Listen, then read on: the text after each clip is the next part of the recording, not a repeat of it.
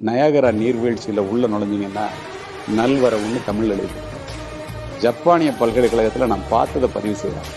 யாதும் ஊரே யாவரும் கேளுங்கிற கணியன் பூங்குன்றனார் 2500 ஆண்டுகளுக்கு முன்னாடி சொன்னதை ஜப்பானிய மொழியிலையும் தமிழ் மொழியிலையும் எழுதி போட்டாங்க.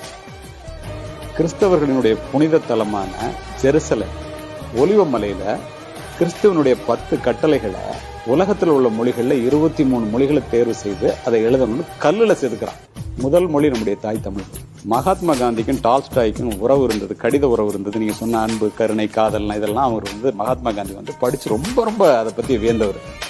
கல்கட்டா விமான நிலையத்தில் டால்ஸ்டாய் முதல் இந்தியாவுக்கு வரும்போது போய் பார்க்க போறாரு. அவர் ஆற தெளிவு அழைச்சோன்னே, நீங்க எழுதுற கதைகள் எனக்கு ரொம்ப பாதிக்குது, அஹிம்சையை உங்ககிட்ட இருந்து நான் கத்துக்கிட்டேன், இதெல்லாம் எங்க இருந்து எடுக்கிறீங்கன்னு கேட்கிறாரு. இந்தியாவில் தென் தமிழ்நாட்டில் திருக்குறள் எழுதின திருவள்ளூரினுடைய திருக்குறள் இருந்தானே எடுக்கிறேன் அப்படின்னு வியந்து போன அவரு, என்ன இப்படி சொல்றீங்க அப்படின்னா, இன்னா செய்தாரை ஒருத்தல் அவர் நானும் நன்னையும் செய்து விடல் தான் மகாத்மா காந்திக்கு டால்ஸ்டாய் எழுதினதன் மூலமா அஹிம்சையே கற்றுக் கொடுத்துங்க. இதெல்லாம் விட உன்னை சொல்லி முடிக்கிறாங்க.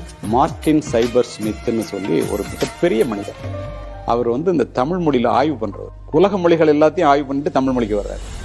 உலக மொழிகள்ல 400 மொழிகளை தேர்ந்தெடுத்து A Guide to 20th Century World Literature ஒரு புத்தகம் எழுதியிருக்காரு.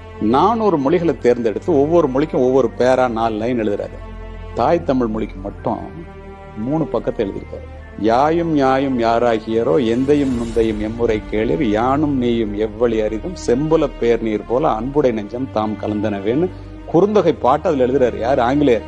அதை குறிப்பிட்டு அவர் என்ன சொல்றாரு, இந்த சங்க பாடல்கள் ஒரு இலக்கிய நயம் மட்டும் இல்ல, ஒரு கவிதை நயத்தோட இருக்கு, உலகத்துல இதை மீறின மொழி எதுவுமே இல்லைன்னு சொல்லிட்டு 3 பக்கத்தை எழுதுறாரு. தாய் தமிழோட சிறப்பை வெளிநாட்டுக்காரன் தெரிஞ்சு வச்சிருக்கும் போது நம்ம அதை செய்யலைன்னா ஒரு மொழி அழிஞ்சிச்சுன்னா ஒரு இனம் அழிஞ்சிடும், நமக்கு அடையாளமே இல்லாம போயிடும்.